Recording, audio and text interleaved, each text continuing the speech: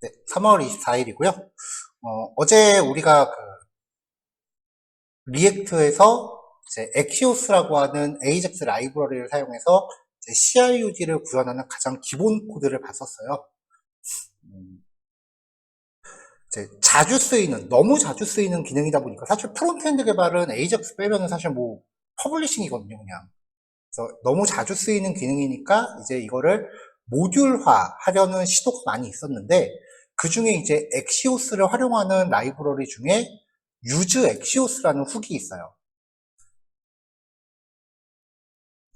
프로젝트 생성 스크립트를 사용하면은 이제 프로젝트를 생성하면서 이 엑시오스 훅스라고 하는 이 라이브러리를 이제 설치하게끔 되어 있는데요. 오늘은 이 라이브러리를 사용하는 이제 방법에 대해서 소개를 해드릴 거예요. 개인적으로 제가 실제 제 개인 프로젝트 할 때, 외주 작업 같은 거 할 때 제일 많이 쓰는 라이브러리예요. 자, 어제 프로젝트는 기본적으로 다 만들어 놨었죠. 자, 일단은 데이터를 받아오는 것까지만 먼저 해볼게요.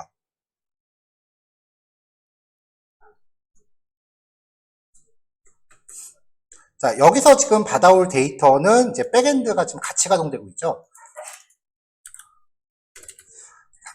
3001 밑에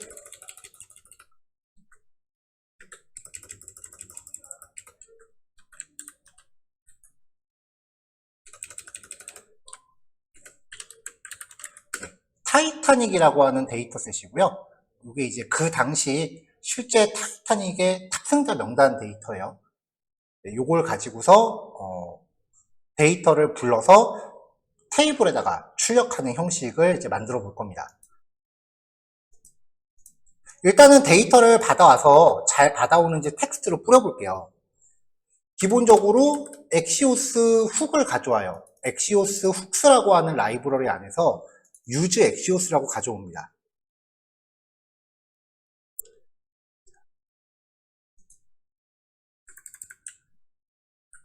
자, 그럼 이제 기본 데이터를 받아오기 위해서 기본 데이터 받아오기 전체 데이터 받아오기라고 해볼게요. 그럼 당연히 get 요청이겠죠? 자, 얘는 형식이 이래요. 여기에 컨텐트하고 리패치, 주로 리패치라는 이름을 많이 부여하는데 쉽게 말하면 여기 변수하고 함수 하나를 이제 구조분해로 받아요. 그리고 여기에 요청하고자 하는 백엔드 주소를 줍니다.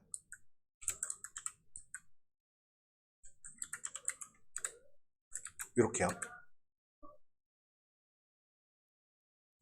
자, 그럼 이 변수는 뭐가 들어있느냐?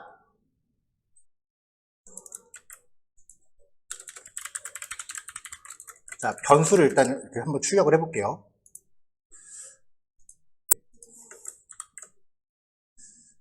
자, 지금 이게 변수가 이제 출력이 된 건데, 보면은 이 안에 데이터라는 게 있고요. 에러라는 게 있고, 로딩이라는 게 있어요. 이게 총 3번 출력되거든요. 처음에 이제 백엔드한테 데이터를 요청하면은 로딩이라는 변수가 true로 바뀌어요. 그리고 마지막에 이제 백엔드한테 데이터를 받아오는 게 성공했다라고 하면 로딩이 fails로 바뀌어요. 그 다음에 처음에는 데이터라고 하는 부분이 없다가 백엔드한테 데이터를 받아오는 게 성공을 하면은 데이터라는 게 생기고요. 여기에 백엔드한테 받아온 데이터가 쪼르륵 쌓여요. 데이터가 쌓여요. 자, 이번엔 제가 여기에 인위적으로 이렇게 주소를 만들어줘서 에러를 발생시켜 볼게요. 자, 그러면은 시작하고 끝만 보시면 돼요. 로딩이 true였다가 이제 끝나면 로딩이 fails로 바뀌고요. 없는 주소를 넣었잖아요. 에러라는 정보가 처음에 null이었는데 이게 나중에 정보가 이렇게 생겨요. 그러니까 이 3가지 변수를 담고 있기 때문에 보통은 이 변수를 구조분해를 해버립니다. 데이터, 에러, 로딩 이렇게요.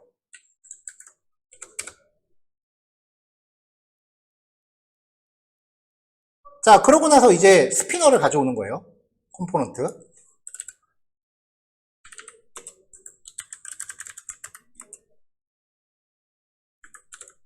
자, 스피너. 이건 우리가 로딩바 처리하는 애였죠. 자, 요 스피너를 사용하는 방법은 이렇게 지정해주고 여기에 로딩이라는 정보만 이렇게 넣어주면 됐었죠. 자, 여기 스피너한테 로딩이라는 변수만 넣어주면은 이게 화면에 나올지 여부를 처리하는 건데 AJAX가 로딩이 될지 안 될지가 이미 변수가 있잖아요. 이걸 그냥 넣어주면 돼요. 전에는 우리가 얘를 그냥 그 AJAX 처리할 때 이 로딩에 대한 상태 변수를 어제 예제는 직접 관리를 해줬어요. 근데 그냥 얘만 쓰면은 알아서 나와요. 그리고 이 데이터는 데이터가 있다면 json.stringify data 이렇게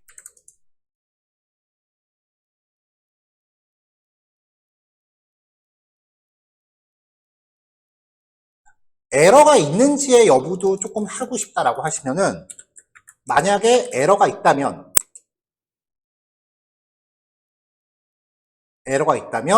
여기 이제 에러 메시지를 이렇게 출력하게끔 하고 3학년산자요. 에러가 있다면 이렇게 처리하고 그렇지 않다면 여기서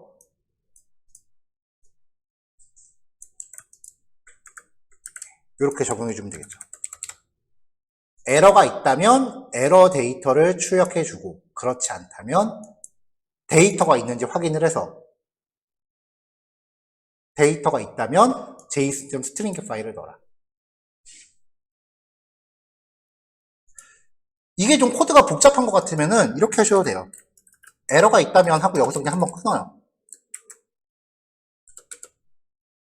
그리고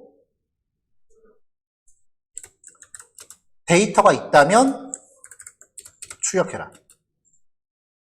왜냐면 에러가 있으면 데이터는 당연히 없을 거예요.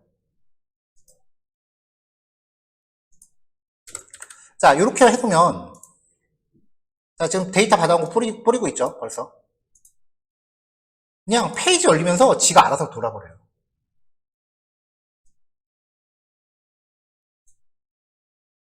주소를 엉뚱한 걸로 바꿔볼게요. 그러면 들어보시면 했을 때 이렇게 그냥 에러 메시지가 떠요.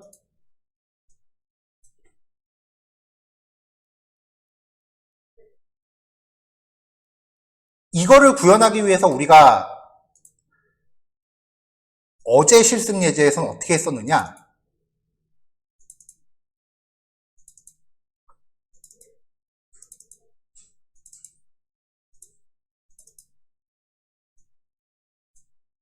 어제 실습 예제에서는 로딩이라는 변수 만들고 유즈 이펙트 걸어서 이만큼의 코드를 직접 구현을 해줬다고요.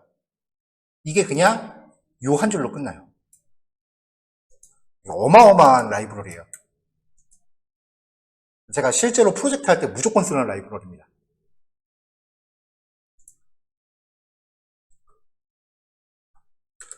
자, 그래서 이제 여기서 에러가 존재할 경우 에러 메시지 표시.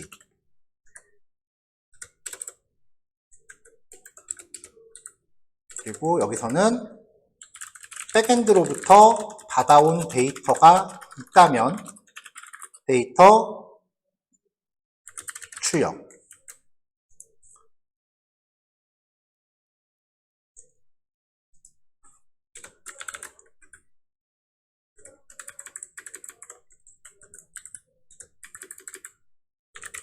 일 번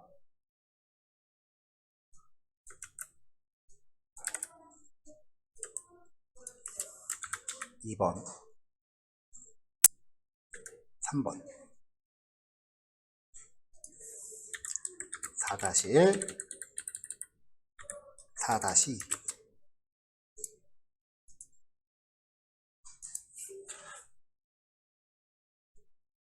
자, 여기 이 함수 같은 경우는 한글로 구현해도 되긴, 한글로 정의해도 되긴 하는데 보통 리패치라는 이름의 함수를 많이 씁니다. 얘는 지금은 안 쓸 거예요. 얘는 이제 어떤 때 사용하는지는 이따가 따로 소개를 해드릴게요. 데이터를 다시 받아오고 싶을 때. 그러니까 얘를 호출하면은 백엔드한테 데이터를 다시 한번 받아와요.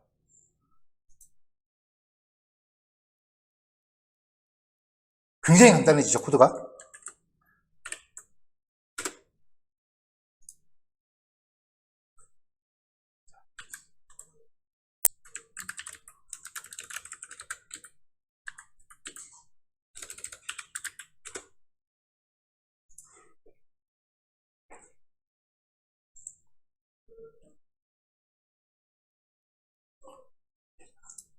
자, 그러면 이제 출력되는 데이터를 표로 그려볼 거예요.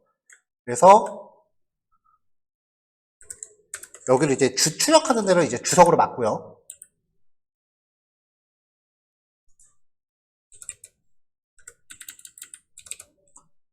주석으로 맞고, 컴포넌트 중에 어제 그냥 배포해드린 게 table.js라고 하는 게 있었어요. 단순히 테이블 태그에 대한 CSS 정의하고 th랑 tg 태그에 대한 스타일만 정의한 겁니다. 지금 우리가 스타일을 이야기할 단계는 지나갔으니까 어제 저거는 그냥 배포만 해드렸고요. 저걸 사용해서 데이터를 출력을 해볼게요.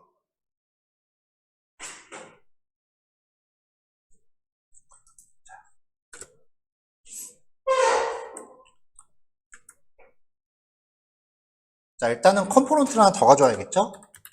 import table from 컴포넌트 폴더 밑에 테이블이라는 애를 가져와서요. 얘를 사용을 할게요.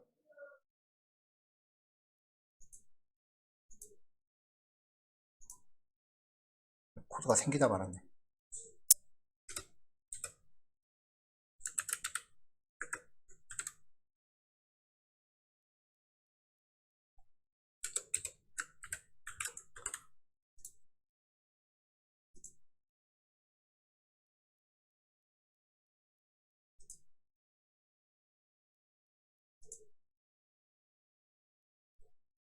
데이터가 있다면 테이블.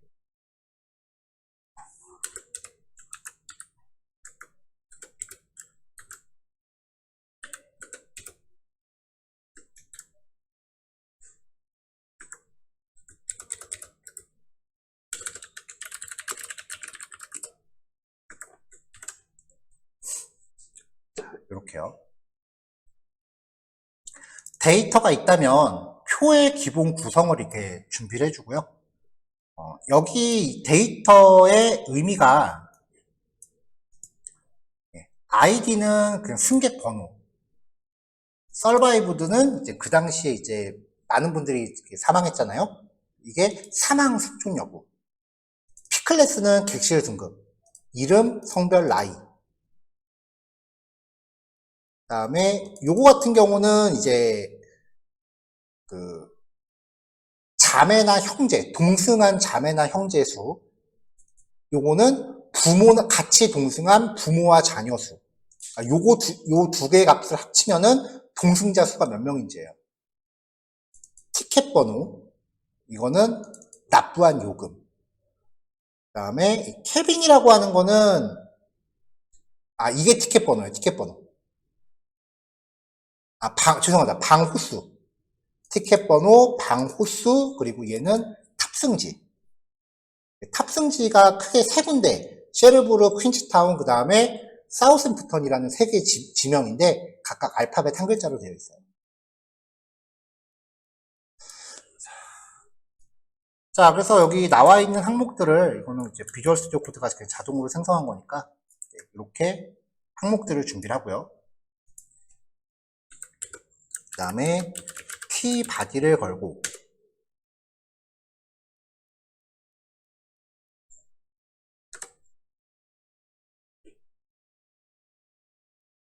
자, 데이터가 있을 때만 여기를 출력하라고 했는데 여기도 이제 조금 구성을 바꿔보죠. 일단 이 표 구성은 무조건 나오게끔 할 거예요. 테이블 구성은 무조건 나오게끔 하고요.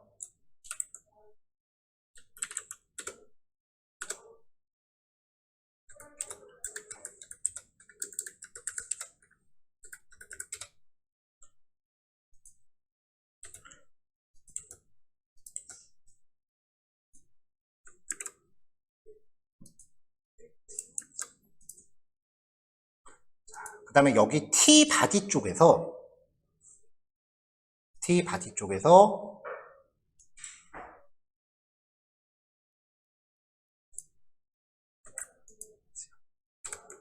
이제 데이터가 있다면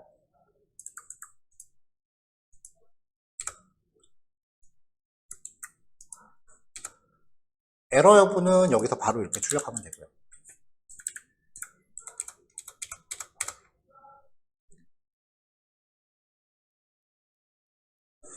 자, 보통 이제 데이터가 있다면 이제 여기서 반복을 돌립니다.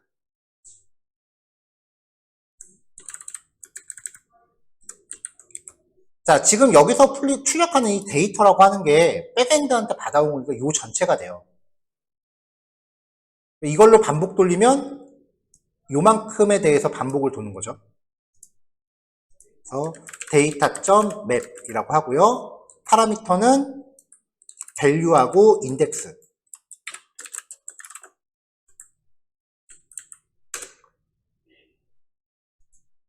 자, 근데 여기서 return이라고 하면서 tr 태그 한 줄을 걸어주면 되는 거죠.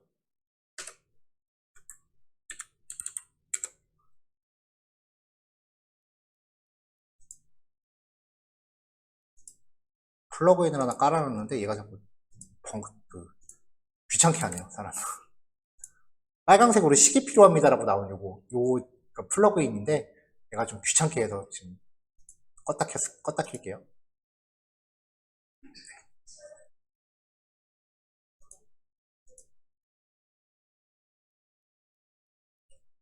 자, 근데 여기서 이제 tr 태그 한 줄을 걸어주면 되고요.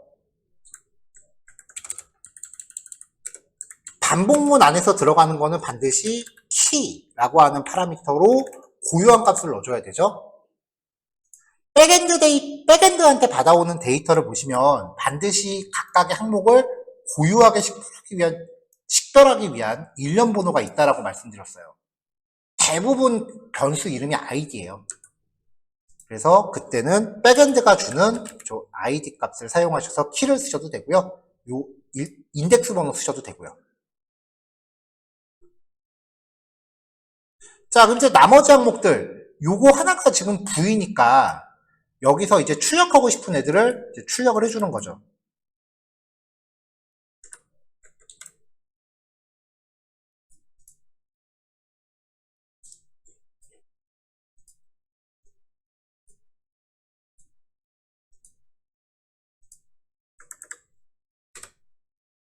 자, 이런 식으로 v.id, v.name 승객번호, 승객 이름, 그 다음에 성별이었죠? td의 v.성별 그리고 나이였으니까 td의 v.age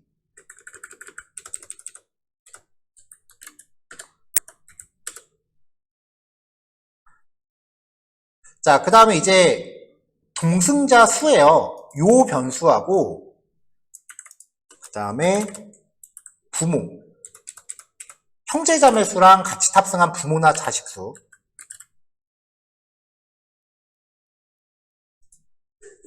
그 다음에 객실 등급 객실 등급을 나타내는 변수는 v.pclass 요 변수가 객실 등급이었어요. 이렇게 해서 등급이라고 한글도 뒤에 넣어줬고요.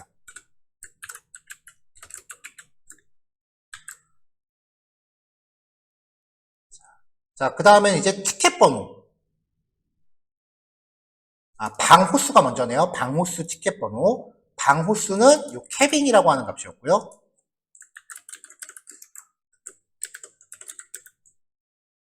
그 다음에 티켓 번호, 요금, 탑승지, 생존 여부. 티켓 번호,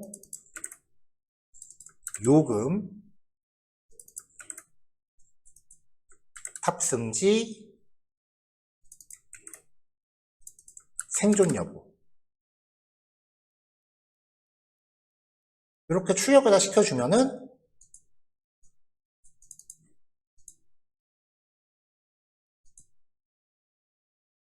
데이터를 받아서 이렇게 표 형태로 출력 출력을 해주는 거죠. 데이터가 좀 많아요.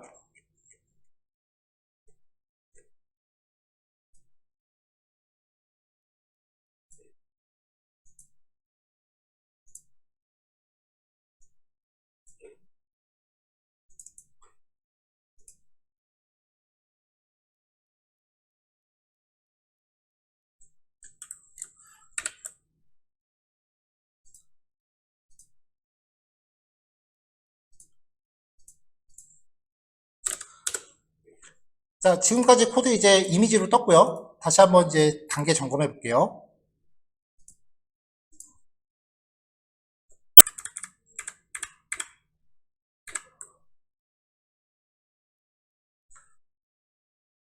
자, 아까의 제랑 이제 비교해 봤을 때 이제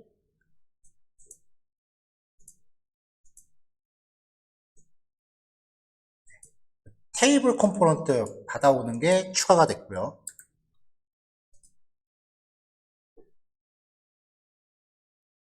그리고 받아온 내용을 표 형태로 출력을 할 거니까 테이블 형태로 이제 구성하는 게 변경이 된 거죠. 근데 여기서 이제 우리가 전 단계에서는 이렇게 출력한 거를 이제 문자열로 출력을 해서 백엔드한테 데이터를 잘 받아오는지 먼저 확인을 먼저 한 다음에 이게 확인되면 이거를 이제 프론트엔드로 묶는 거예요. 리액트 코드로 묶어서 이렇게 이제 반복문 안에서 돌게끔 하시면 되고요. 구형 과정에서 이제 괄호가 되게 많이 헷갈려요. 이제부터 JSX 괄호 진짜 헷갈릴 거예요. 그러니까 그 괄호 부분은 좀 신경 써서 보셔야 될 겁니다.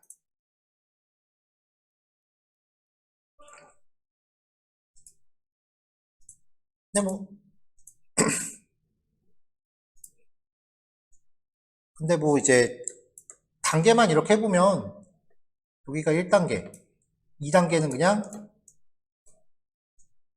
테이블 묶은 거. 이게 다죠 뭐.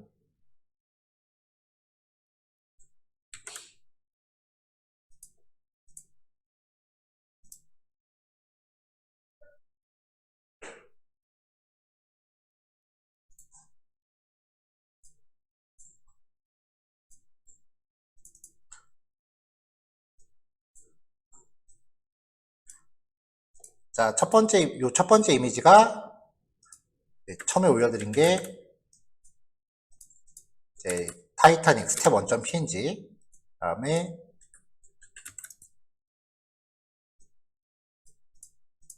두 번째로 올려드린 게 타이타닉 스텝 2.png. 자, 일단 요거 재현하시고요. 그 다음에 이제 요게 다 완성이 되면은 일부 좀 컴포넌트화 시킬 것들 넣어놓고 그 다음에 검색 기능 좀 넣어볼게요. 자, 일단은 여기까지 진행하는 걸로 할게요.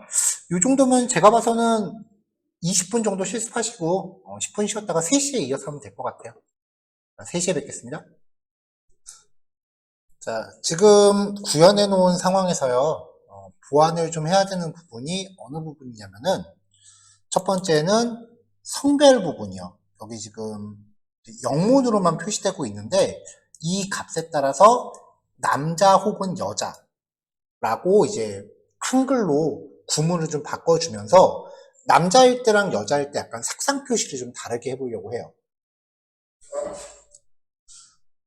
백엔드가 이제 전달해주는 값이 출력하기에 그렇게 썩 용이한 형태가 아닐 수도 있어요. 왜냐면은 백엔드에는 그 어떻게든 글자 수를 줄이는 게 백엔드 입장에서는 유리하기 때문에 지금 이것도 성별, 뭐 메일, 피메일 이렇게 나오는데 저 같은 경우는 성별은 백엔드에 저장할 때 M하고 F로만 저장을 해요.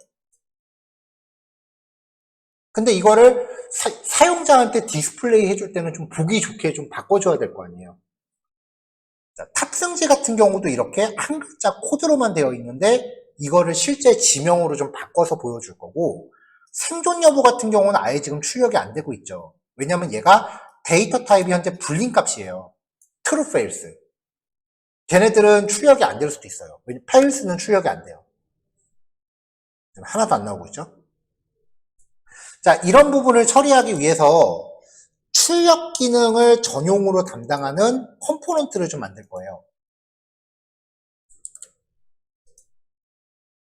자, 여기 타이타닉 폴더 안에 보면은 labels.js라고 하는 컴포넌트를 하나 넣어놨습니다. 이 컴포넌트는 이 타이타닉 예제에서만 쓸 거기 때문에 공용 폴더에다 안 넣고 여기다 종속시켜 놨어요. 자, 스타일드 컴포넌트를 받아와서요. 먼저 성별을 표시하기 위한 라벨이에요. 스판 태그를 상속을 시켰고요.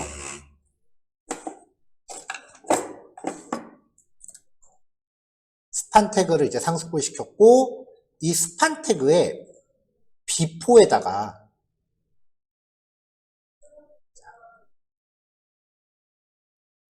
성별 값을 이제 프롭스로 받아서 성별이 남자면은 파란색, 그렇지 않으면 핑크색으로 글자색을 지정해 주고요. 컨텐트 영역, 얘는 성별이 남자면, 성별 변수가 남자면은 남자, 그렇지 않으면 여자라고 출력을 해줬습니다. 글자 굵기는 적당히 이제 600 정도 났고요. 스판 태그를 하나 넣고 비포에다가 이제 이렇게 처리를 해준 거예요. 같은 방식으로 탑승지를 처리하기 위해서 스판 태그 받은 다음에 end before. 그래서 이제 탑승지 값이 C일 때는 주황색, 그렇지 않고 Q일 때는 파란색, 그 밖에 나머지 S일 때는 이제 고동색으로 처리를 하고요. 컨텐츠도 탑승지 값이 프롭스로 받아서 C면은 셰르브로, 그렇지 않고 3학년산자죠. 조건, 물음표 이렇게 있으면 이 조건이 true일 때 여기가 출력이 되고요. 그렇지 않고 조건이 거짓일 때는 여기가 출력되는 거죠. 자, 그래서 요 조건이 참이면 여기, 거짓이면은 여기인데 여기에서 조건을 하나 더 넣은 거죠. 그래서 다시 한번 요 값이 true이면 조건 판단해서 참이면 이거, 그렇지 않으면 여기.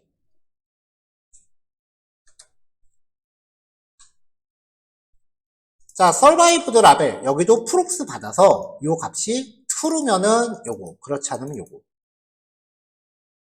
컨텐츠도 survived 받아서 true면은 여기, true면 생존, 그렇지 않으면 사망. 글자 색깔 흰색, 그 다음에 폰트 웨이트는 600. 백그라운드 컬러를 지정했으니까 글자 색깔로 간 거고요. 여기서는 그냥 글자 색깔을 바로 주고 백그라운드 컬러 안 줬고요.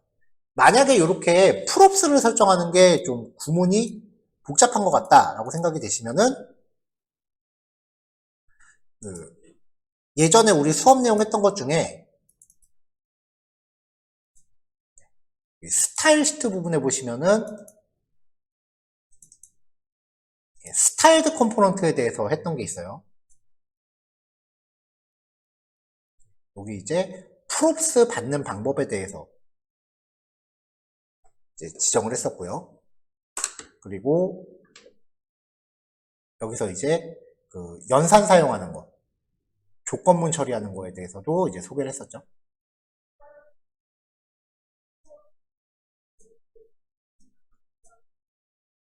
그리고 프로그램을 옮겨버렸네. 자, 그래서 이렇게 컴포넌트 3개를 CSS 전용으로 이렇게 준비를 한 다음에요. 자, 이 3개를 한꺼번에 익스포트 시킬 때는 익스포트, 디폴트가 아닙니다. 디폴트 없고요. 중괄호 안에다가 3개를 담아요. 자, 이것도 예전에 우리 자바스크립트 얘기했을 때 나왔던 부분인데 익스포트 디폴트로 내보내는 거는 한 개밖에 안 돼요. 이 소스상에 있는 기능 중에 한 개밖에 못 내보내고요. 익스포트 중괄호 하면 여기에 여러 개를 넣을 수 있어요. 임포트 할 때 차이는요.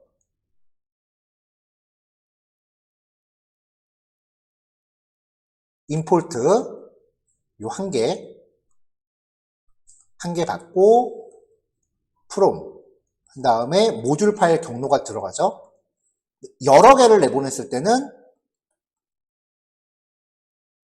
임포트 중괄호 열고 이 여러 개 중에 내가 쓰고 싶은 것만 골라서 다 받을 필요 없어요.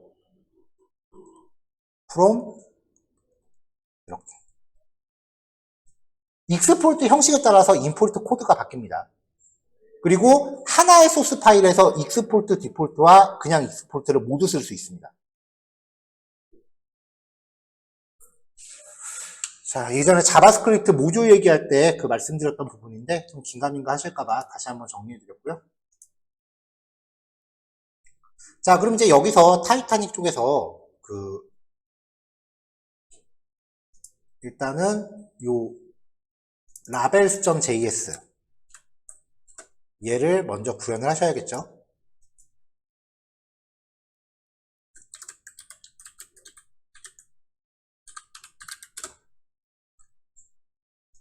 자, 그럼 이제 여기서 이 타이타닉 코드에서 라벨 사용한 거를 이제 임포트를 해와요. 임포트 할 때 이렇게 중괄호로 받아오면 되는 거고요. 이제 얘를 사용해서 성별 출력을 바꿔볼게요. 자, 여기 성별 출력이었는데 여기를 성별 컴포넌트 이렇게 뿌려주면서 여기에 프롭스로 성별값을 받도록 했잖아요. 그러면 성별값에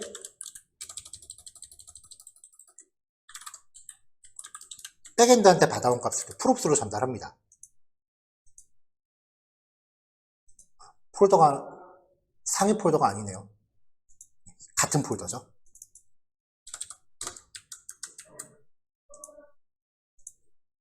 자, 그럼 이렇게 여자라고 이제 핑크색으로 표시가 되고 여자밖에 안 나오네.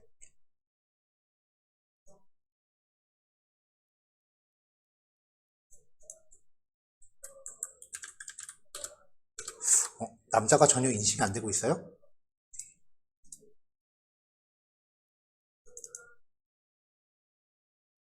성별값.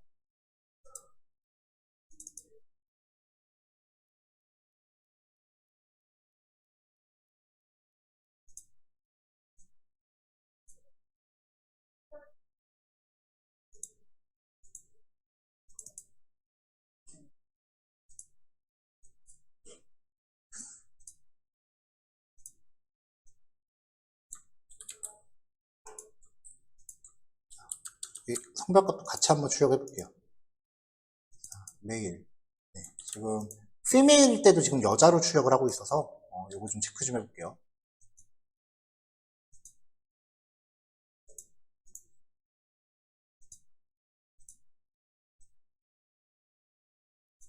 지금 요 if문이 지금 인지가 안 되고 있죠?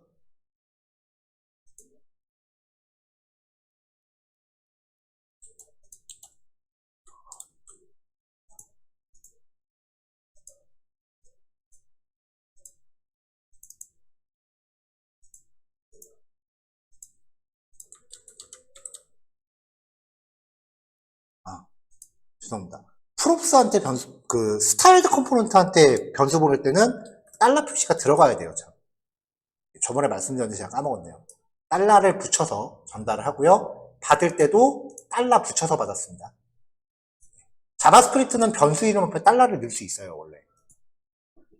jQuery 보시면 가능하죠. 이제 남자, 여자 구별이 되네요.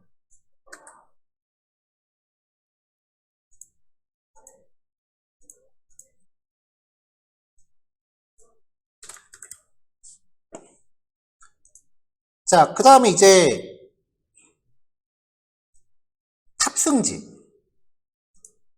탑승지 표시하는 라벨도요. 달러를 붙여서 변수를 받았어요.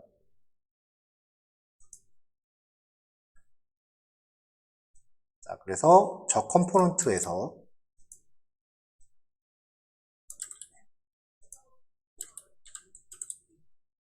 달러 해갖고 변수 보낸 거에다가 이제 이렇게 백엔드한테 받아온 값 설정해 주면은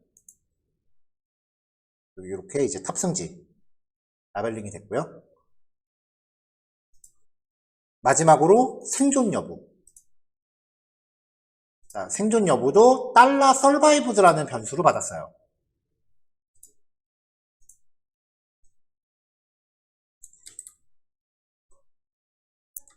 자, 이렇게 보냈는데 여기서는 이제 변수 보낼 때 true, 다운표로 지금 처리하고 있어요.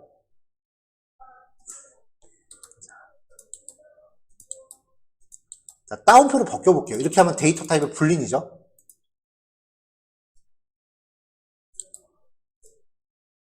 v 점 인지되네요. 자, 사망 생존 이렇게 표시를 했고요. 백엔드한테 받아온 값 받아서 여기서 요 값에 따라서 이제 분기해서 출력을 다르게끔 해준 거죠.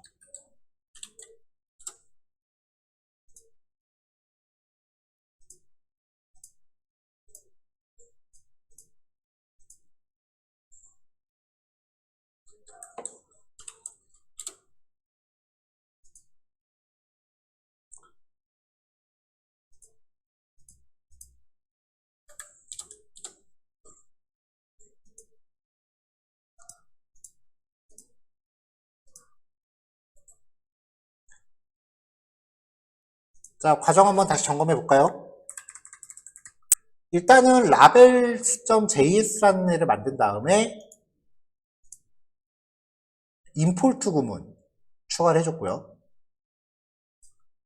그리고 저 컴포넌트를 사용하는 부분들만 이렇게 갱신을 해준 겁니다. 뭐 크게 어려운 거 없죠. 이 정도만 해준 거예요.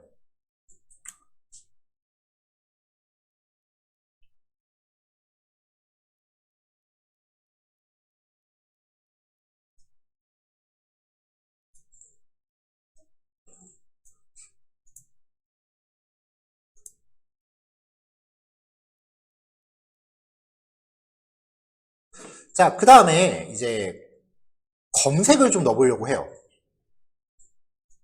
여기에다가 이제 검색을 위한 드롭다운을 좀 배치할 거라서 스타일드 컴포넌트를 좀 가져올게요.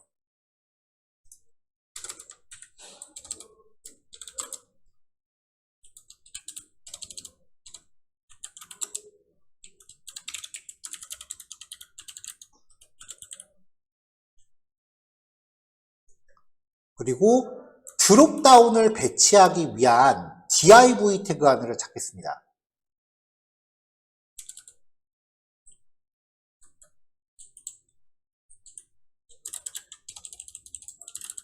드롭다운을 포함하기 위한 컨테이너.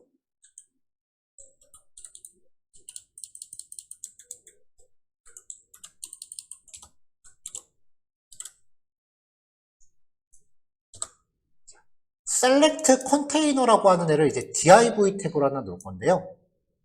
포지션 스티키 걸고요. 상단 0에 고정시켜놨고요. 포지션 스티키는 스크롤이 되다가 여기에 다다르면 더 이상 스크롤 되지 않고 고정되는 특성이 있고요. 배경 색깔 흰색, 상단 테두리, 하단 테두리 직선으로 그어주고 패딩하고 마진 좀 잡아줬어요. 그 다음에 이 안에 드롭다운을 넣을 거기 때문에 셀렉트 태그한테 마진하고 글자 크기 약간의 패딩을 줬습니다.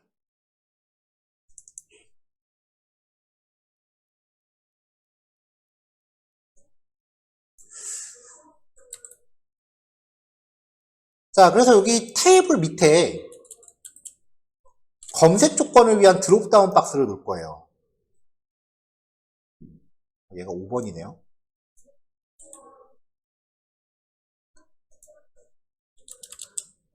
검색 조건용 드롭다운 박스를 넣을 거예요.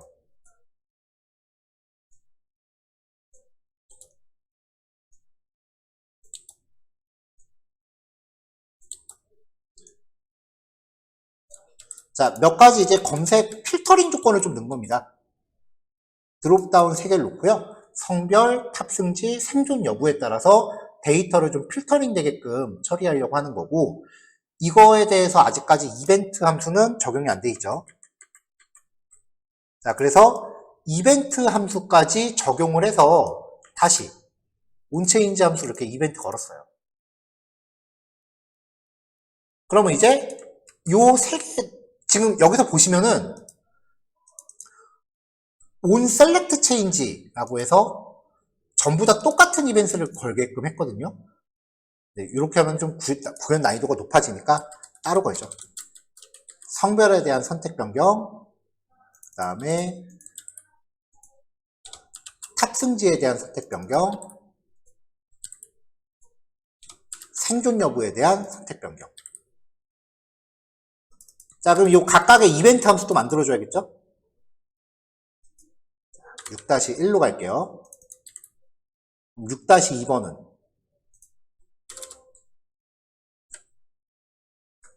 이렇게요. 이벤트를 여기서 만들어야죠.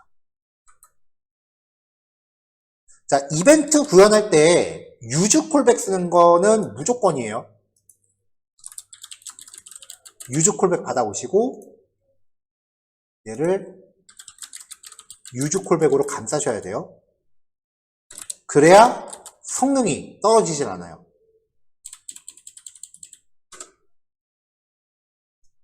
하나, 둘, 셋. 함수 이름 복사해서 갖다 붙일게요. 그러니까 어제도 얘기했지만 그 어제 예제부터 제가 주석으로 이렇게 번호를 붙이기 시작하고 이제 한번 내용 쭉 설명드린 다음에 다시 한번 코드 순서 다시 짚어드리잖아요. 순서대로 쭉 타이핑하시 코드 실습하시면 이거 타이핑 연습이에요. 코드 구조를 따라가면서 하셔야 돼요. 이제 이 코드가 어디가 구성됐기 때문에 존재하는 코드인지. HTML 코드는 위에서 아래로 그냥 쭉 훑어버리면 되지만 프로그램 코드는 흐름이라는 게 있어요. 왔다 갔다 하면서 이 코드가 과연 어디에 반응하는 코드인지를 봐야, 인과관계를 보셔야 돼요. 구조를 파악하지 못하면 그냥 베끼는 것밖에 안 돼요. 그래서 이제 코드가 작성되는 과정, 여기가 만들어졌기 때문에 이 코드가 존재하는 거다. 이런 식으로 이제 상태를 좀 따라가면서 보셔야 돼요.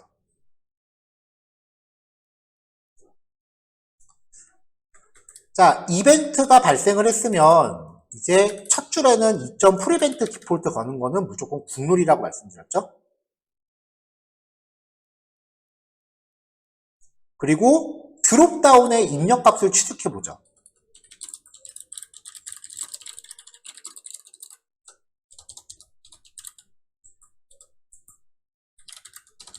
자, const current는 2.current target, value라고 하시면은 리액트는 이렇게 하면 바로 와요. HTML은 좀 다른 게 HTML 같은 경우는 이제 current target이라고 한 다음에 const choice index, 사용자가 선택한 항목의 인덱스 받아오고 const choice 값은 사용자가 선택한 항목, 드롭다운은 그 자체가 배열이니까 그 배열 중에 사용자가 선택한 인덱스에 해당하는 밸류 값을 가져와라. 그러니까 셀렉트 태그가 있으면 이 옵션들이 드롭다운 객체의 배열로 설정이 돼요. 그래서 이 드롭다운을 자바스크립트 객체로 가져오면은 배열 원소가 0번째, 1번째, 2번째가 돼요. 배열이 됩니다. 하나, 둘, 셋. 그 중에 사용자가 여기를 선택했다라고 하면 이 객체에 대한 selected index 값이 1이에요. 그래서 이 배열에서 selected index에 해당하는 것, 그 녀석의 밸류를 취해라. 코드가 이렇게 전개가 돼요. 그게 기본 자바스크립트예요. 그러니까 지금 이거는 순정 자바스크립트 코드예요. 드롭다운 객체를 가져와서 사용자가 몇 번째 거를 선택했는지를 일단 취득을 한 다음에 그 위치에 밸류 값을 취해라. 이게 자바스크립트 순정 코드예요. 리액트에서도 이렇게 코딩하면 작동을 합니다. 이렇게요. 자, 이게 자바스크립트 순정 코드예요. 지금 첫 번째 드롭다운에만 했는데 작동하는지 보죠. 자, 드롭다운 이렇게 들어갔고요.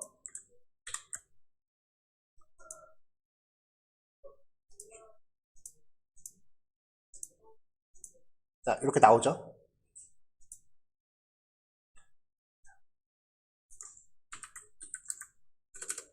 근데 리액트는 배열 없이 직접 접근도 가능해요. 약간 사기팀이에요. 이건 순수 자바스크립트에서 안 됩니다.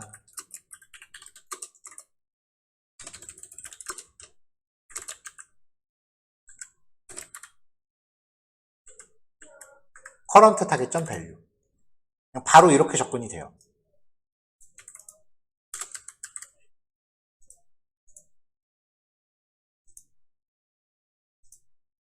네, 바로 받아오죠.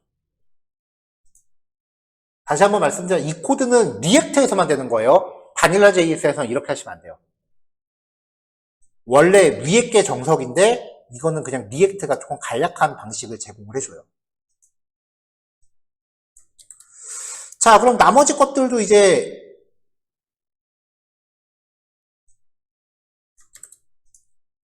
값 제대로 받아오는지만 해보면 되겠죠?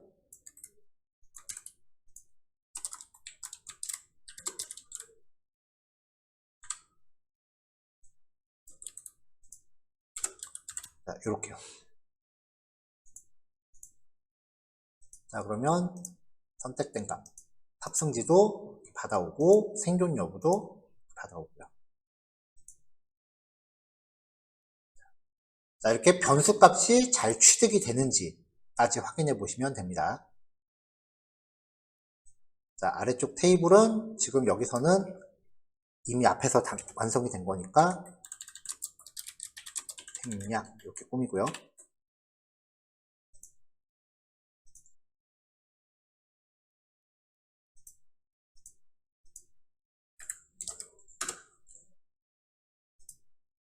자, 다시 한번 볼게요.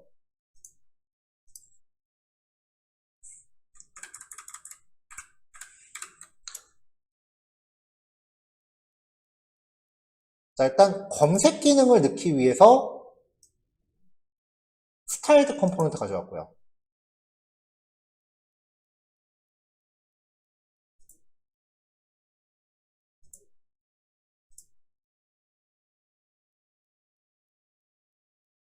그 다음에 드롭다운을 포함하기 위한 컨테이너 들어왔고요.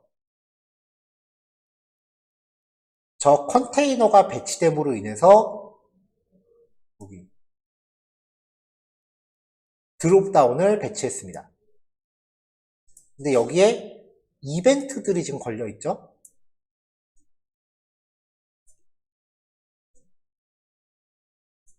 이 이벤트를 이제 구현을 해준 거죠, 위에서.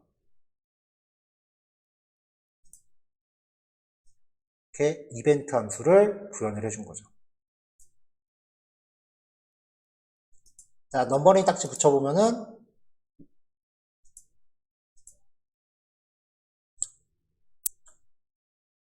자, 여기가 첫 번째. 그 다음에 스타일 정의하시고 스타일을 정의해서 HTML 배치하시고 근데 여기에서 이제 온체인지를 걸면은 그때부터 브라우저에 에러가 날 거예요. 왜냐면은 이런 함수를 지금 만든 적이 없으니까. 그러니까 여기서 이제 그 함수를 만들어서 에러를 잡아주시고 입력값 잘 취득해 오는지만 체크하시면 되죠. 그럼 이제 이 값들을 어떻게 사용할지에 대해서는 그 다음 단계에서 이제 나가면 됩니다.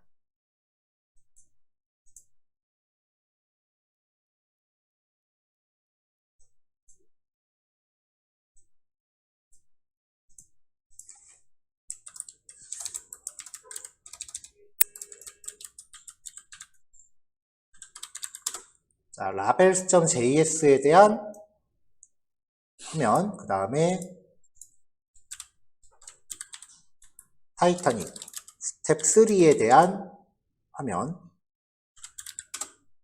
마지막으로 타이타닉 스텝 4에 대한 화면.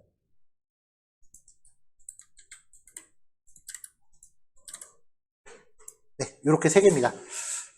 자, 요건 분량이 조금 늘긴 했죠. 4시까지 실습하시고 10분 쉬었다가 4시 10분에 뵐게요. 자, 앞에서 이제 데이터 받아오는 거, 전체 데이터 받아오는 거를 했고요. 그 다음에 드롭다운으로 이제 검색 필드를 설정하는 것까지 했는데요. 이제 요거를 이제 백엔드한테 전달할 거예요. 백엔드한테 전달하기 위해서 이 드롭다운의 상태값을 전부 선택값을 use state를 써서 상태값으로 넣을 겁니다. 자, 그래서 여기서 상단에서 use state를 추가해서 봤고요.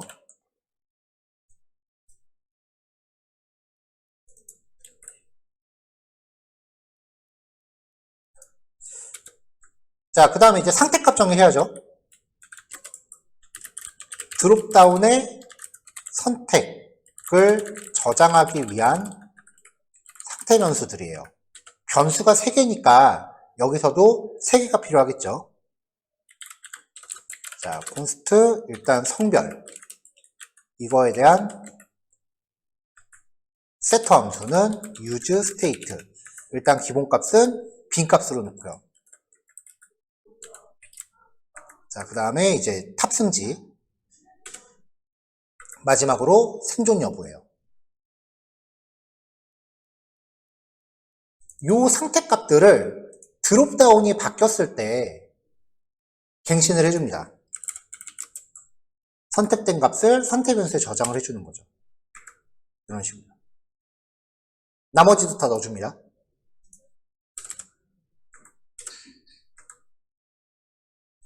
자, 서바이브도 넣어줄게요. 이렇게. 자, 일단 이 값들이 잘 반영되는지 확인을 해봐야죠. 어디엔가 출력을 해볼게요. 자, 여기다가 출력을 해보죠. 성별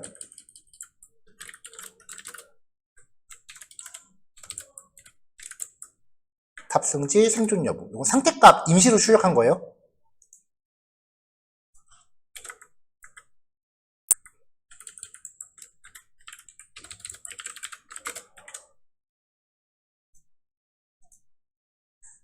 자, 지금은 선택된 게 아무것도 없어요.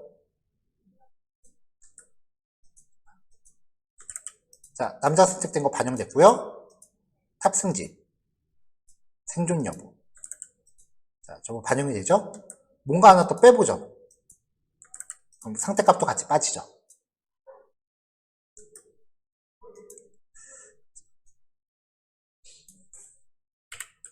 자, 임시로 출력하는 건 이때 뺐어요. 그러면 이제 요 선택값 중에 하나가 변경이 되면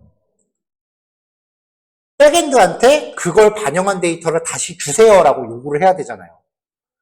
자, 상태값이 변경됐을 때 거기에 대한 후속 처리로 동작하는 거. 유즈 이펙트였죠. 그래서 유즈 이펙트도 가져옵니다.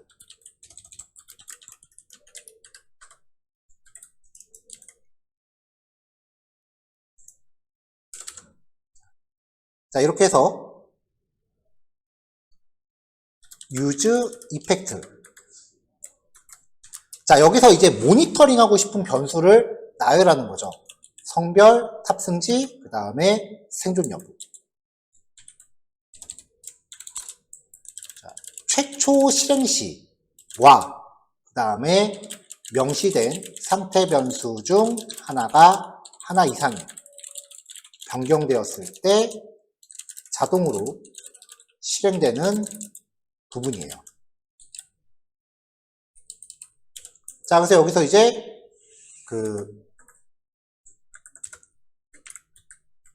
console.log라고 해서 출력을 해보자고요. 성별은 성별값, 나머지 변수들. 그럼 변수가 이제 출력됐는지 여부를 체크하는 거죠. 자, 새로 고침해 볼게요. 자, 페이지 실행되자마자는 일단 아무것도 없어요. 성별이 바뀌면 출력되고요. 여기서도 출력. 생존 여부도 출력.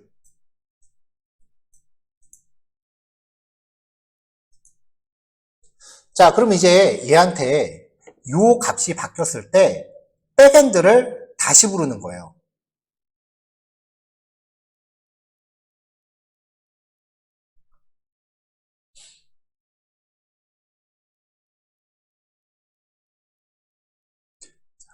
자, 백엔드를 이제 다시 호출할 때는 여기 리패치 함수로 호출하면 돼요.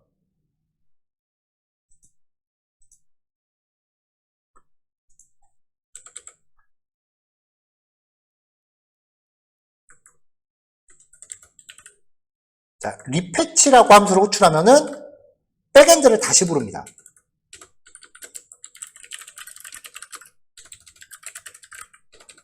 백엔드에 대한 수동 호출이라고 보시면 돼요.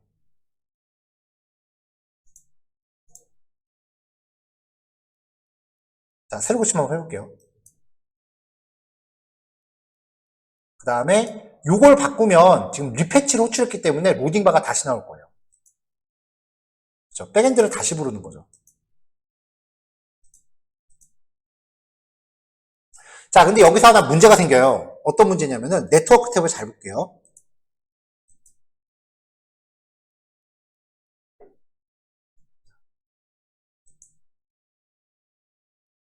자, 지금 보면은요, 여기서 아까 우리가 확인했던 게 이 코드가 백엔드를 그냥 페이지 열리자마자 자동으로 무조건 한번 가져오는 거예요. 그렇죠? 그리고 나서 유즈 이펙트 코딩 해놓은 거 다시 한번 볼게요. 최초 실행 시와 변수가 바뀌었을 때 여기서 백엔드를 또 호출해요. 그러니까 같은 백엔드를 두 번 호출하게 돼요. 이렇게 하면. 그래서 여기 네트워크 탭을 보면은 첫 번째 호출했는데 두 번째 또 호출하니까 첫 번째 게 이제 취소되고 두 번째 걸 또 호출한 거예요. 중복 호출이 발생을 해요. 그러니까 이제 얘를 사용하게 되면 use axios가 페이지 로딩 시 자동으로 백엔드를 호출하지 않도록 처리할 필요가 있다라는 거죠.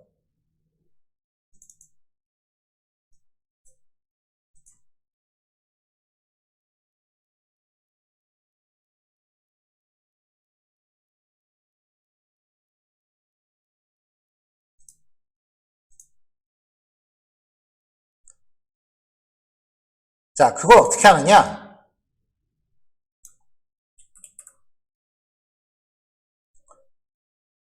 여기에 이제 두 번째 파라미터로 몇 가지가 들어가는데요. 첫 번째는 use cache fails입니다. 이거는 뭐 지금 안 해도 되고요. 이거는 이제 읽기 쓰기 수정 삭제할 때 하면 되고, 여기서 매뉴얼 equal true라고 주는 거예요. 자, 이 파라미터를 설정하면은 axios가 페이지 열림과 동시에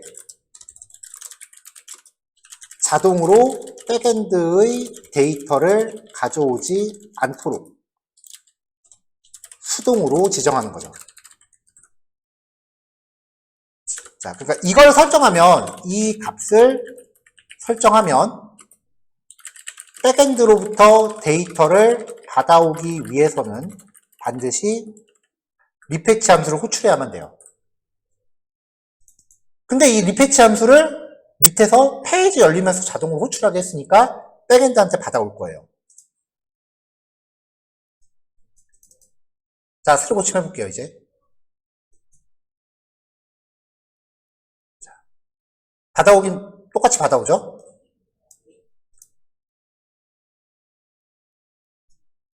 자, 그 다음에 이제 백엔드 데이터를 다시 한번 보죠. 로컬호스트 3001 타이타닉이라고 하면은 이렇게 데이터를 받아오는데, 이 백엔드 데이터에 물음표 찍고, 컴퓨터가 버벅하네요. 데이터 양이 좀 많아요.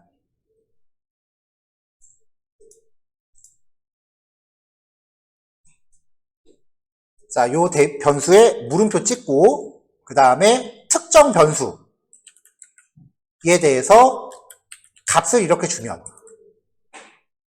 자, 지금 성별이 여기 남자하고 화면 맨 밑에 보시면은 여자 같이 나오고 있는데, 물음표로 이렇게 변수를 지정하면 이 조건이 정확하게 일치하는 것만 가져와요. 어제 봤었죠, 우리 이거. 이렇게 주면 남자한테 해당하는 데이터만 가져온다는 거죠. 자, 브라우저는 이 백엔드 열어놓은 거 닫을게요. 컴퓨터가 좀 많이 버벅해서.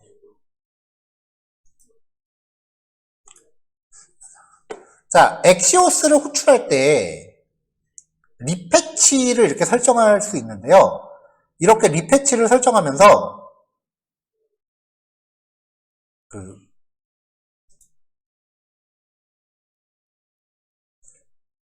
백엔드한테 보내는 데이터를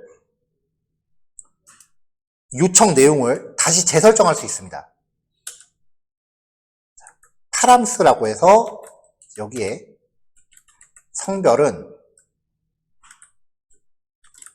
성별 상태값, 탑승지, 그 다음에 생존 여부.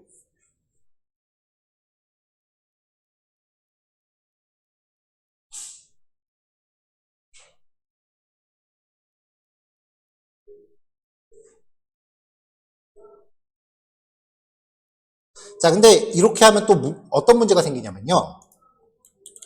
이거는 지금 우리가 쓰고 있는 백엔드 특성 때문에 그래요. 처음에 여기 출력되는 내용이 아무것도 없었죠, 변수가. 그럼 전부 다 빈문자열로 가져와요.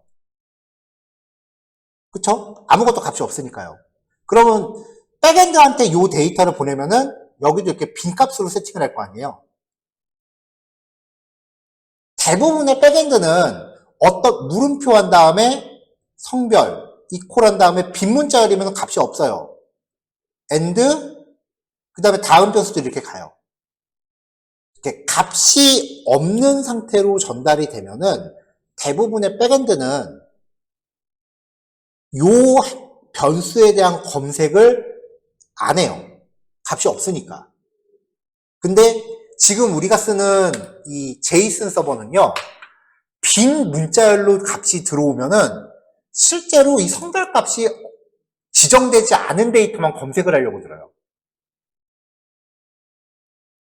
근데 여기 데이터를 보면은 성별 값이 없는 애가 없거든요. 이 성별 값이 진짜 이렇게 빈 문자열로 들어있는 애를 검색을 해요. 근데 이런 데이터가 없으니까 검색 결과 없음으로 떠요. 이거는 제이슨 서버 종특이에요. 그래서 이 제이슨에 상태 변수가 존재할 때만 넣어줘야 돼요.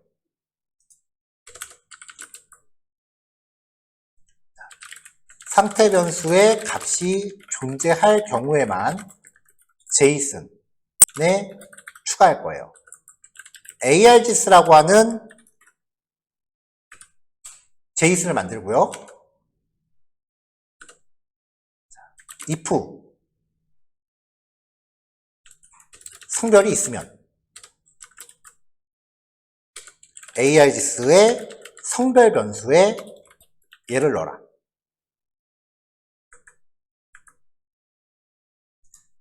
바로 들어가야죠. 이런 식으로 이제 상태 변수마다 넣어줘야 돼요. 요거는 제이슨 서버 특성이에요.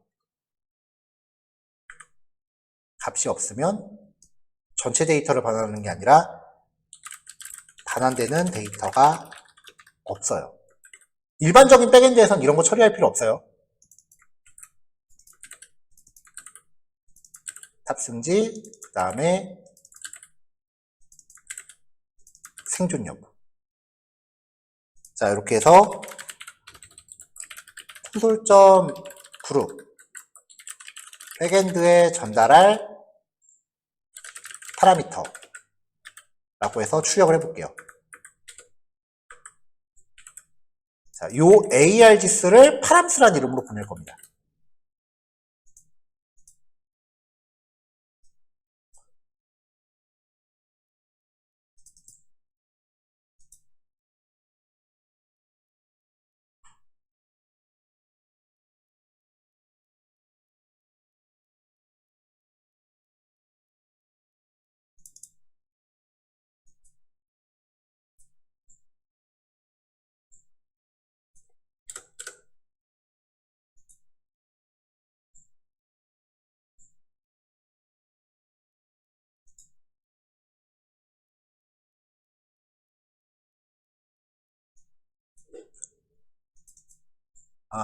앞에 변수 선언문이 없네요.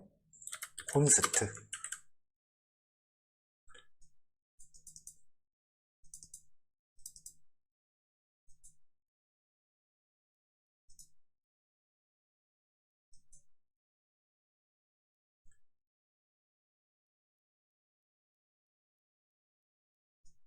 자, 일단 여기 왼쪽 화면을 보지 마시고요. 처음에 설정된 게 없으면은 백엔드에 전달할 파라미터를 이제 빈 제이슨으로 출력을 해요.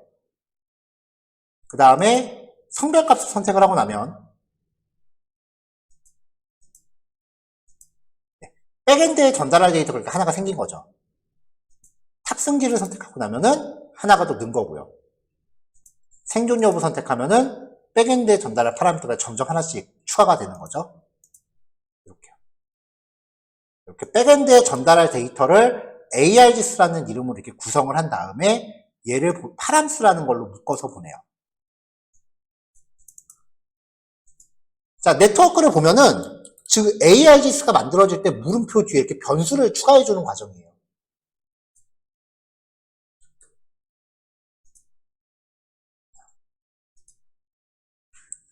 자, 최종 결과예요. 처음에 남자만 골라서 보겠습니다. 남자 데이터만 나왔죠? 이제 탑승지를 퀸즈타운으로만 필터링 하고요. 생존 여부, 생존자만 걸러서 보고요. 이런 식으로 이제 필터링 기능을 넣을 수 있어요. 자, 타이터닝 이제는 여기서 완성입니다.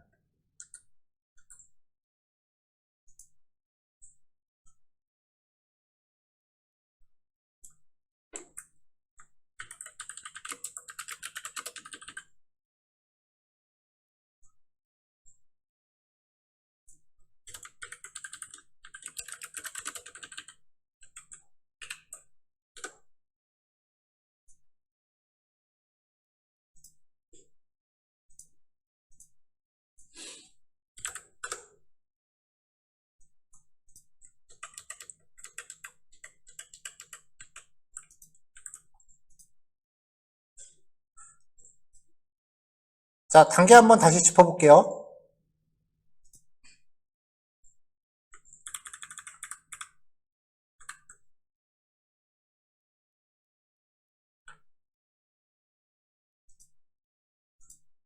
자, 상태값을 관리하기 위해서 유즈 스테이트, 그리고 백엔드한테 요청을 하기 위해서 유즈 이펙트를 추가했고요.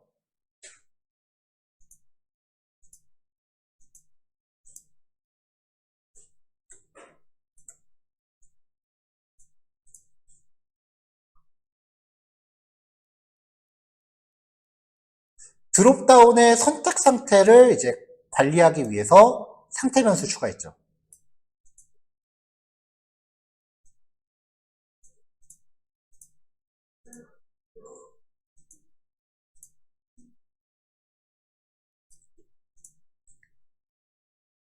자, 그 다음에 이제 요 상태 변수를 가지고 그 드롭다운의 선택 값을 상태 변수에 넣어주는 처리가 추가가 됐고요.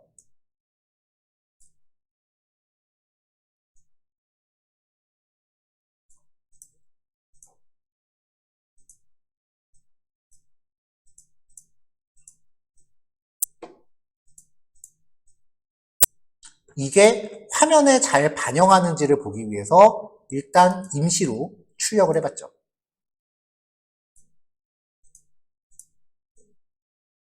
자, 이게 이제 임시로 출력이 된다라고 이제 확인이 됐으면 다시 거기 주석으로 막아놓고 백엔드가 자동으로 연동되지 않도록 옵션에 매뉴얼을 걸었습니다.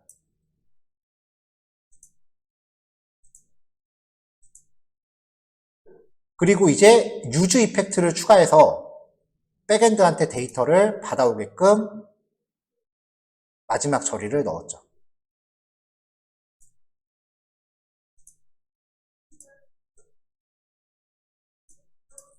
이렇게.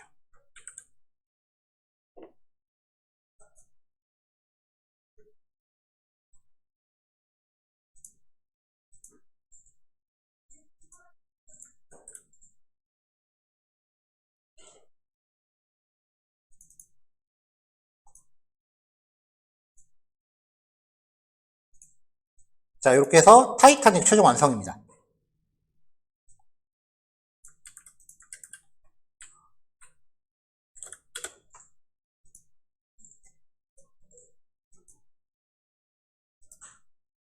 입력 수정 삭제에 대해서는 안 들어갔어요. 입력 수정 삭제는 이제 교수 관리를 통해서 하겠다고 어제 말씀을 드렸고요. 어제도 한번 말씀드렸지만 이게 흐름을 꼭 기억을 하셔야 돼요. 왜냐면 유저 입장에서는 지금 이 정도는 다 기본 기능이에요. 지금 우리가 이걸 수업으로 하느라고 지금 한 3시간 정도에 쪼개서 했는데 이 정도 기능은 이제 1시간 남짓 구현할 수 있도록 좀 적응을 하셔야 돼요. 그래서 이 데이터 파일 드린 거를 이제 데이터 안에 여러 가지 데이터가 많이 있잖아요. 예를 들어서 이 뉴스 목록을 다시 구현한다라고 하면은 요 신문사 종류 같은 거 드롭다운으로 설정해서 신문사별로 보는 기능을 추가한다거나 아니면은 타이틀에 대해서 검색어 입력 받아서 검색어에 따라서 저 타이틀로 검색을 넣는다거나 뭐 이런 기능 좀 덧붙여가면서 이제 좀 연습을 더 몇 가지 데이터에 대해서 더 해보셔야 돼요. 우리는 진도를 나가야 되는 시간적 제약이 있으니까 대표에 이제 하나씩만 해드리지만 좀 몇 가지 좀 더 이제 서치 사례들을 다른 데이터를 활용하셔갖고 좀 더 이제 연습을 해보셔야 돼요. 거기에 사용할 수 있는 데이터들 제가 몇 개 더 넣어드렸으니까 그런 것들 이제 확인해 보시면 될 거예요. 자, 요거 구현하시고요. 5시까지 하시고 5시 10분에 뵙도록 할게요. 자, 그럼 이제 같은 방식으로 이 프로페서라고 하는 데이터로 한 번 더 재현을 해볼게요. 요 데이터를 가지고 이제 CRUD를 모두 구현하는 게 목표예요. 입력 수정 삭제 조회까지요. 일단 오늘은 조회 기능까지, 기본 조회 기능까지만 이제 재현을 할 거고요. 그 다음에 CUD에 대한 거는 이제 다음 주에 진행을 할 거예요. 다만 차이가 있다면 어제 했었던 거는 이 CRUD를 모두 한 페이지에서 처리하게끔 했어요. 뭐 리뷰 쓰기라든지 댓글 쓰기 같은 경우는 한 페이지에서 다 커버를 하죠. 근데 이 CRUD에 대해서 페이지가 전부 나눠져 있는 경우도 있어요. 쓰기 페이지, 상세 페이지 같은 게 다 나눠져 있는 경우가 있죠. 여기서는 페이지를 전부 분리해서 구현을 할 거예요. 자, 대부분 이제 CRUD를 제공하는 페이지들이 처음에 들어가면 첫 페이지가 이제 목록 페이지부터 나오죠. 그래서 여기 프로페서에서는 그 교수 데이터에 대한 읽기 기능을 구현을 할 겁니다.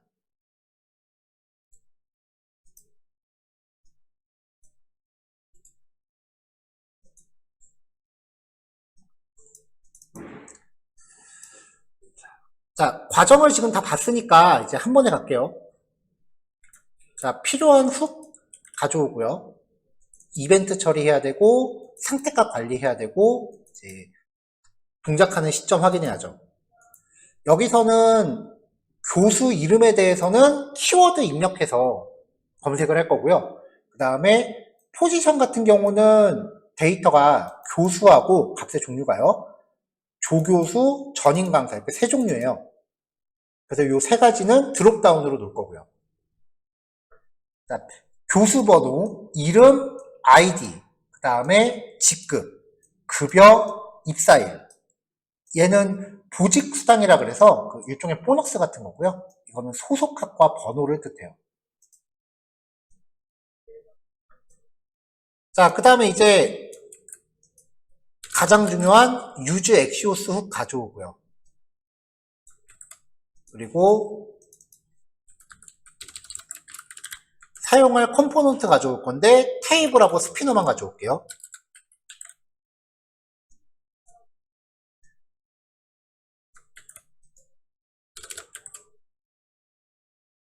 자, 스타일드 컴포넌트 가져왔고요. 드롭다운이랑 이제 입력할 항목들 아까는 이제 드롭다운을 포함하기 위한 컨테이너라고 가져왔는데 이제 입력 필드를 포함하기 위한 컨테이너예요. 그래서 인풋 컨테이너라고 하고요. 이 안에 있는 셀렉트 태그와 인풋 태그에 대해서 둘 다 같은 스타일을 적용을 할게요.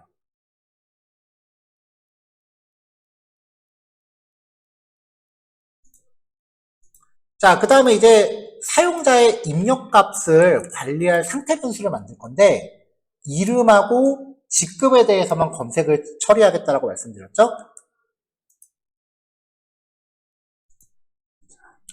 자, 그러니까 이제 검색 항목에 대한 상태 변수를 정의합니다.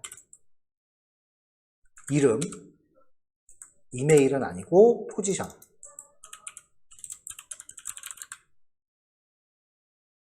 여기도 set 포지션 이렇게 설정해 주면 되겠죠?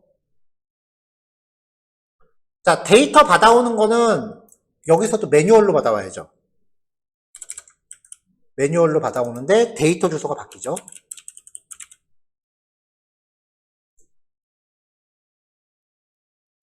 자, 이제 이 정도로 준비 작업이 됐으면 이제 기본적으로 데이터 받아와야 돼요.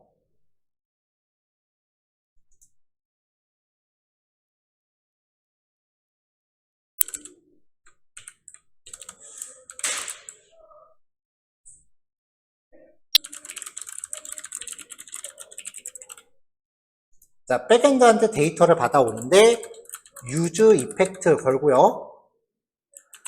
그 다음에 상태 변수, 검색어가 바뀔 때도 데이터를 또 보낼 거니까 상태 변수 모니터링도 시키고요. 그러면 얘가 실행되는 시점은 최초 페이지 로딩 시, 그리고 네임과 포지션이 변경될 때마다 실행되는 기능이었죠.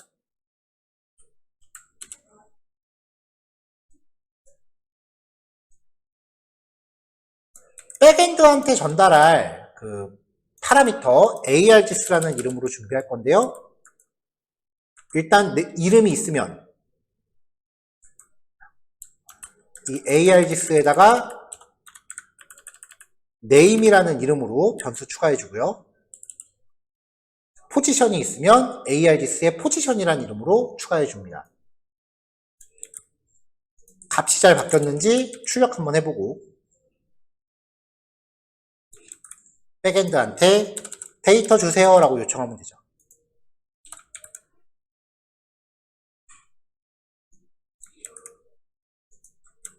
자, 로딩만 넣어줬고요. 만약에 에러가 있다면 에러 메시지 표시해줘야죠.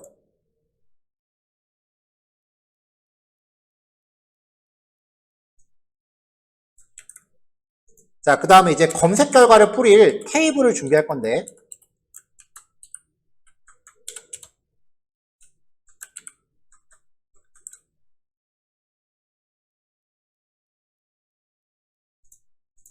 자, 요 항목들이었죠? 우리 화면상의 요 항목들이요. 하나, 둘, 셋, 넷, 다섯, 여섯, 일곱, 8개니까 td칸 th가 8개 필요하고요. 교수번호, 이름, 아이디, 그 다음에 직급. 그 다음 변수는 급여, 입사일, 그 다음에 수당, 마지막으로 소속학과 번호예요.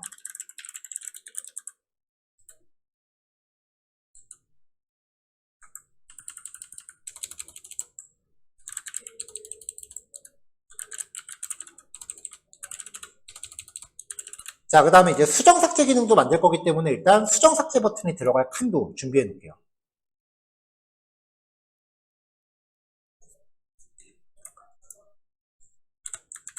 자, 그 다음에 이제 t바디로 들어갑니다.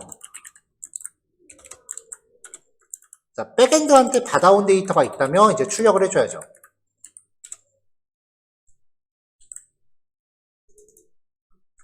자, 맵 함수 돌려요. V로 받을게요. V랑 I로요.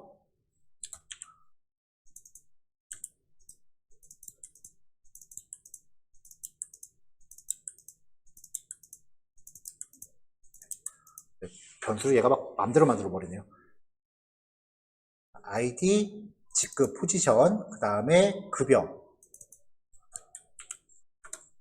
그리고 입사일, 조직 수당.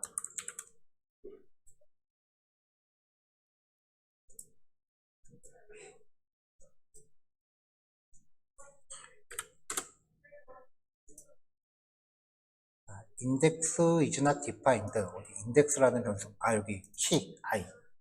자, 키 출력할 때는 데이터에 있는 고유 번호를 넣으시는 게 좋아요. 자, 이렇게 했을 때 데이터 먼저 이렇게 쫙 받아오는지 먼저 확인하시면 되고요. 자, 여기서 이제 또 튜닝을 좀 해준다고 하면 여기 날짜 출력되는 부분. 지금 날짜 출력이 이제 연월일 들어가 있고 t라는 값이 있고요. 그 다음에 이렇게 시, 분, 초, 그 다음에 마이크로 세컨드까지 들어가죠. 백엔드한테 시간값 받을 때 아마 이런 식으로 이제 받으실 그 경우가 많은데요.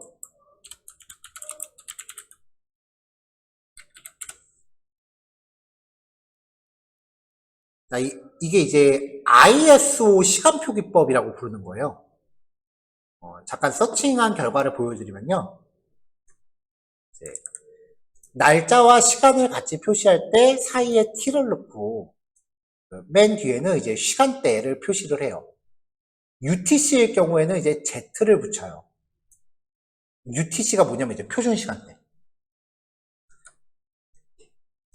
그래서 이걸 만약에 이렇게 하면 이제 표준 시간대라는 거기 때문에 이걸 우리나라 시간으로 옮기려면은 9시간을 더 해줘야 돼요. 요즘 서비스들이 이제 다국어 지원하는 경우가 많기 때문에 보통 시간값 저장할 때 표준 시간대로 저장하고 출력하는 거는 프론트엔드가 알아서 계산해서 출력해라 라고 하는 경우가 더 많거든요.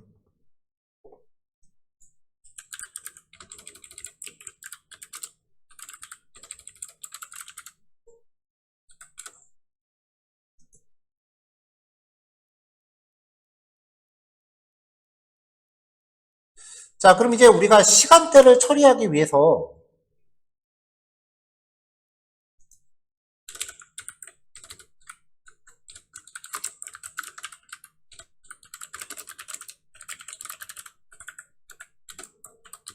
import day.js라고 하는 라이브러리를 전에 소개해 드렸었죠.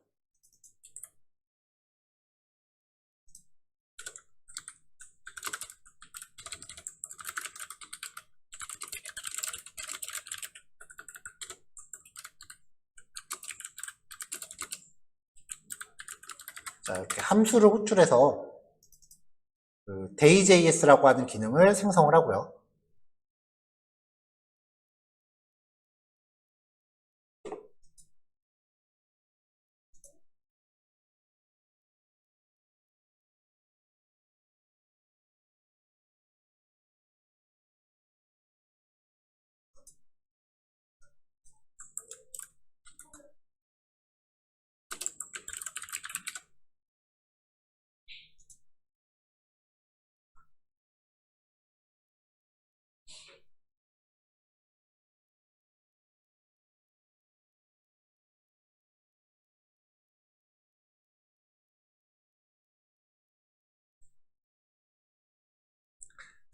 자, 이제 이 day.js 앞에 있는 얘는 여기는 이 라이브러리고요.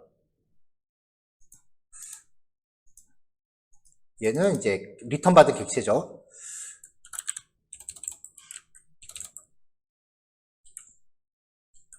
그냥 데이트라고 이름 짓죠. 이름이 똑같으니까 헷갈리네요. 자, 요 데이트 객체를 사용해서 여기서 어떻게 하느냐? 요 날짜 값을 저 데이트 객체한테 파라미터로 줘요. 그리고 점 포맷이라고 하면서 내가 바꾸고 싶은 형식을 정해줘요. 이렇게.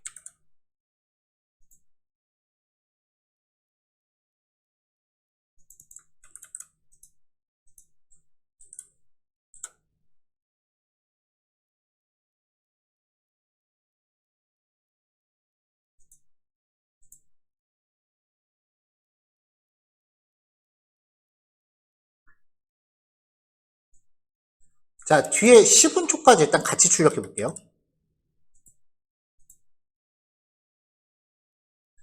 데이트가 정의되지 않았다.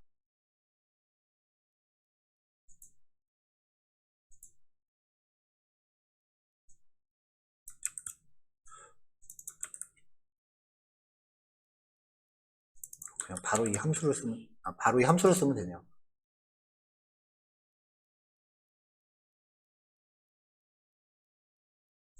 자, 얘는 필요 없었고요.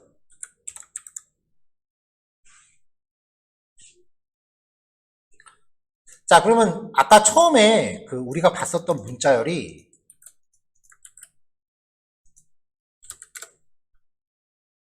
이런 식이었어요.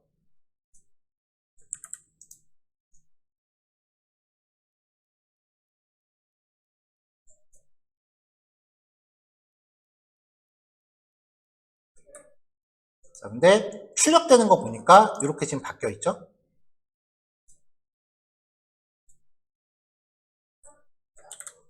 자, 아까 시간값 보면 첫 번째 게 6월 11일, 그 다음에 15시였거든요.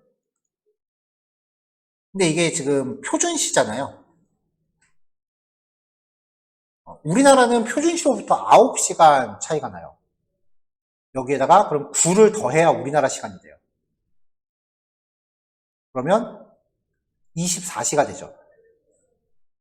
15에다 9 더하면 24잖아요. 24시는 자정이죠. 그러니까 12일이 되는 거죠. 그래서 출력은 12일 자정으로 나와요. 다국어 처리할 때 이렇게 시간값을 국가별 설정에 따라 맞추는 거는 프론트 개발자 룰이에요.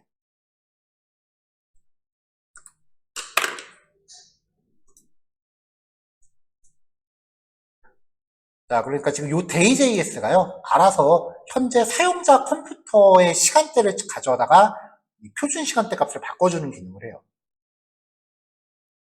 자, 확인됐으니까 이제 10분초는 필요 없죠. 입사일인데. 10분초는 빼버렸습니다.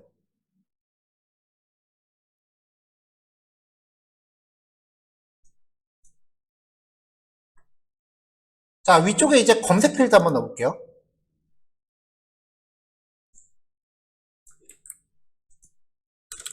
자, 검색 조건에 대한 드롭다운이 아니고 여기서는 검색 조건 입력 박스. 자, 일단은 이름에 대해서 해볼 거고요.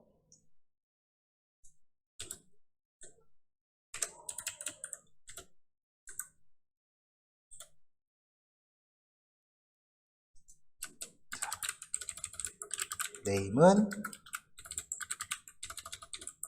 네임. 그 다음에 직급에 대해서도 해볼게요. select name은 포지션.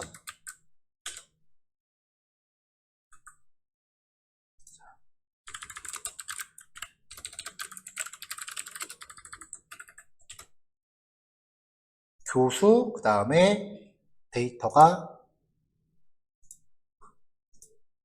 조교수, 그리고 전임 강사.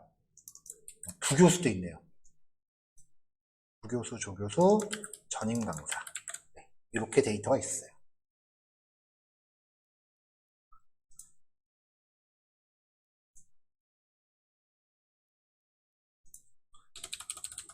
자, 컨테이너 이름을 제가 아까 인풋 컨테이너라고 만들었어요. 자, 이렇게 해서 여기 드롭다운이랑 입력 박스 들어있는 거 확인했고요. 여기에 대해서 이제 검색 버튼 넣어야죠. 버튼인데 타입은 서브밋. 그리고 요거에 대해서 폼 태그 들어가줘야죠. 아까는 드롭다운밖에 없으니까 그냥 여기에다 전부 온체인지 이벤트를 걸었는데 이거는 키워드 입력이 있으니까 검색 버튼을 넣었어요. 그러니까 이 인풋 컨테이너가 div 태그라서 될 게 아니라 폼 태그로 바뀌어야죠. 폼 태그로요.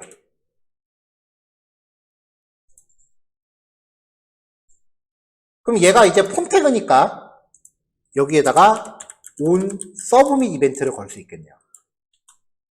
on search form submit 이라고 함수를 하나 정의하죠.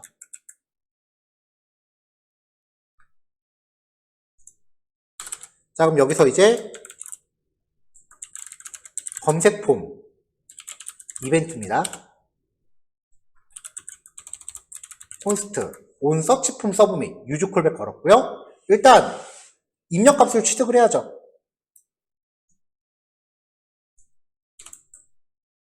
자, 폼 자체를 가져오고 그 다음에 const 포지션은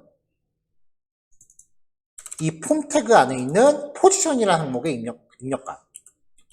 const name은 폼 태그의 name의 입력값. 자, 값 잘 취득해 오는지 봐야죠. console.log에 검색 항목, 포지션과 이름.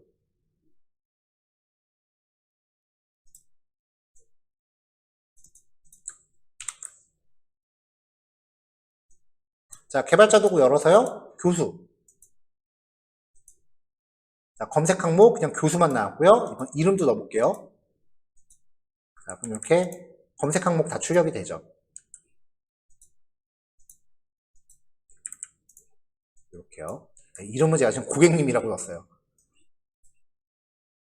자, 이제 이 값들을 상태 변수에 넣어줄 겁니다.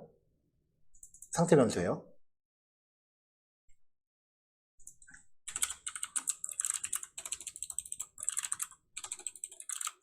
취득한 입력값을 상태 변수에 저장을 해요. 그러면 미리 만들어준 유즈 이펙트가 이 상태 변수들을 모니터링 하고 있으므로 자동 실행될 것입니다. 포지션 넣어주고 이름 넣어주고 그러면 여기가 다시 실행되니까 상태 변수를 백엔드한테 전달할 파라미터로 세팅해서 백엔드한테 거기에 맞는 데이터 내놔라 라고 요청을 할 거예요.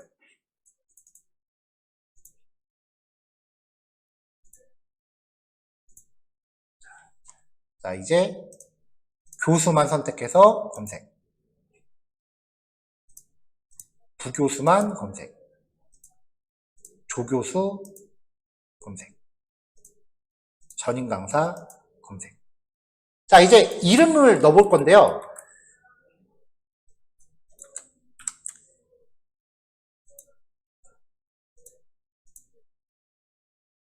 새로 고침 한번 할게요. 자, 여기 전달되는 그 URL을 보면은 이렇게 포지션 이퀄로 들어가요.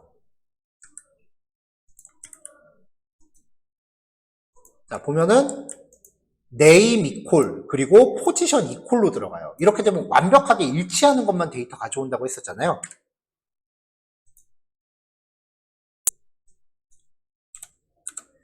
자, 그러니까 이재우라고 입력하면은 이재우라는 사람은 있으니까 검색이 되는데 이제까지만 입력하면은 검색이 안 되는 거죠.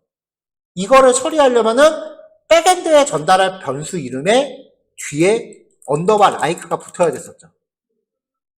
그러면 특정 값만 일부만 일치돼도 가져온다.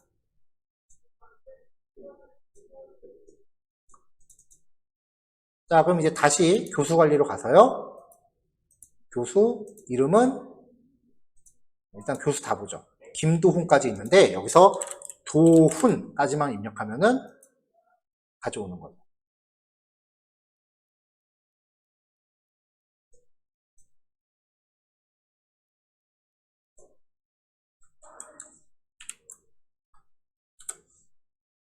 자, 단계별로 나눠드리는 거는 이제 아까 좀 디테일하게 했었으니까 이번에는 제가 한 번에 진행을 해봤습니다.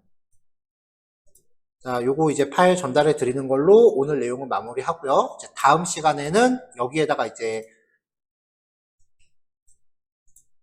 데이터를 추가하기 위해서 추가 페이지 버튼 넣어서 페이지 이동한 다음에 입력하고 그 다음에 상세 페이지 열람, 수정 삭제 기능까지 전부 이렇게 구현하는 걸로 할게요. 자, 남은 시간 요거 완성하시고 종료하시면 될 것 같아요. 녹화 여기까지 하겠습니다.